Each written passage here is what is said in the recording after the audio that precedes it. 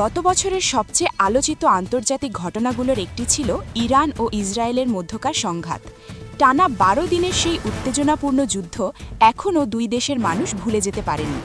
যুক্তরাষ্ট্রের সাবেক president Donald ট্রাম্পের আহ্বানে সংঘাত থামলেও ইরান নিজেকে এই লড়াইয়ে বিজয়ী হিসেবেই দেখছে, আর এই বাস্তবতা দখলদার মানসিকতার জন্য মেনে নেওয়া সহজ নয়, এমনটাই মনে করছেন বিশ্লেষকেরা।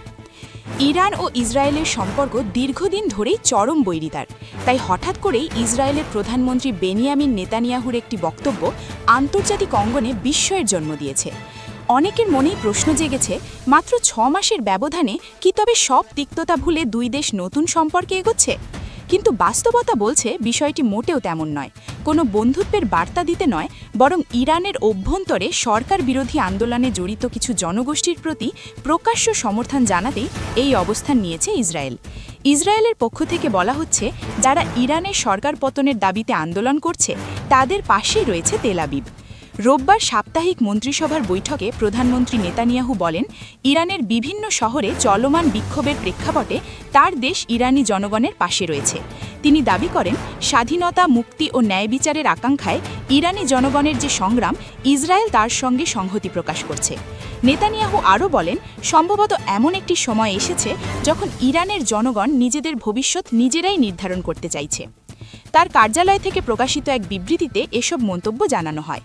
এদিকে ইরানি মুদ্রা রিয়েলের নজিরবিহীন দরপতন এবং এর পরপরই তেহরান সহ বিভিন্ন শহরের বাজারে দোকানপাট বন্ধ হয়ে যাওয়ার ঘটনাকে পশ্চিমা বিশ্ব আবারও তাদের চেনা সংকীর্ণ দৃষ্টিভঙ্গি থেকে দেখছে।